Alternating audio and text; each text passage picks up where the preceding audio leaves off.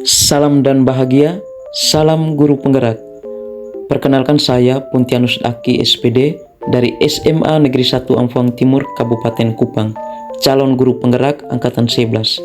Di kesempatan kali ini saya akan memaparkan tugas koneksi antar materi modul 1.2. Pada pemaparan tugas kali ini tentang koneksi antar materi modul 1.2, saya menggunakan model 4P, yaitu yang pertama peristiwa, yang kedua perasaan, yang ketiga pembelajaran, dan yang terakhir penerapan. Yang pertama peristiwa. Momen yang paling penting, menantang, dan mencerahkan bagi saya dalam proses dan tahapan pembelajaran pada modul 1.1 hingga modul 1.2 diantaranya sebagai berikut.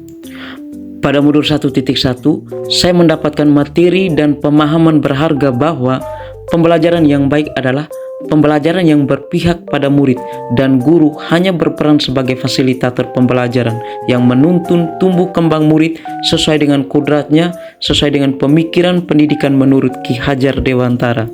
Selanjutnya pada modul 1.2, saya semakin termotivasi dan tergerak untuk menerapkan nilai dan peran guru penggerak dalam diri saya guna mewujudkan lingkungan belajar yang merdeka, menumbuhkan rasa nyaman dan menyenangkan bagi murid. Yang berikut adapun kaitan antara modul 1.1 dan modul 1.2 yang saya pahami adalah pada modul 1.1 saya mempelajari filosofi pendidikan menurut Ki Hajar Dewantara yang memberikan pemahaman bahwa pembelajaran sejatinya bersifat menuntun, sehingga hal ini memiliki relevansi dengan modul 1.2 yang menekankan bahwa guru berperan sebagai pemimpin pembelajaran. Yang kedua, perasaan.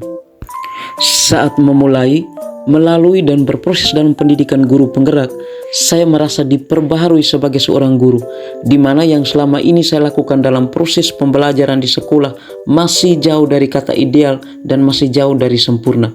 Sehingga setelah saya mempelajari modul dalam pendidikan guru penggerak ini dari modul 1.1 dan modul 1.2, saya merasa bersyukur dan bahagia karena memiliki kesempatan untuk menambah wawasan, pengetahuan, dan pengalaman dalam hal pengajaran. Dan saya pun semakin termotivasi dan tergerak untuk menjadi pemimpin pembelajaran yang lebih baik ke depannya. Yang ketiga, pembelajaran. Sebelum saya memulai dan berproses dalam pendidikan guru penggerak, saya berpikir bahwa tugas orang guru hanya menyampaikan materi pembelajaran dan tidak perlu memperhatikan keadaan murid, sehingga murid cenderung saya jadikan objek pembelajaran. Namun sekarang, setelah saya mempelajari modul 1.1 dan modul 1.2 dalam pendidikan guru penggerak, saya berpikir bahwa saya harus menjadi guru yang dapat menerapkan nilai mandiri, reflektif, kolaboratif, inovatif, dan berpihak pada murid. Selanjutnya, sebagai guru, saya juga harus dapat menjadi pemimpin pembelajaran, menggerakkan komunitas praktisi, menjadi coach bagi guru lain, mendorong kolaborasi antar guru, dan mewujudkan kepemimpinan murid. Yang terakhir, penerapan. Pengembangan diri yang sederhana, konkret, dan rutin yang dapat saya lakukan dari sekarang sebagai seorang guru untuk membantu menguatkan nilai-nilai dan peran saya sebagai guru penggerak adalah yang pertama, menjadikan murid sebagai subjek pembelajaran. Hal ini berkaitan dengan nilai berpihak pada murid. Yang kedua, menciptakan hal baru yang membawa dampak positif bagi lingkungan sekolah. Hal ini berkaitan dengan nilai inovatif. Yang ketiga, berpikir terbuka. Hal ini berkaitan dengan nilai reflektif.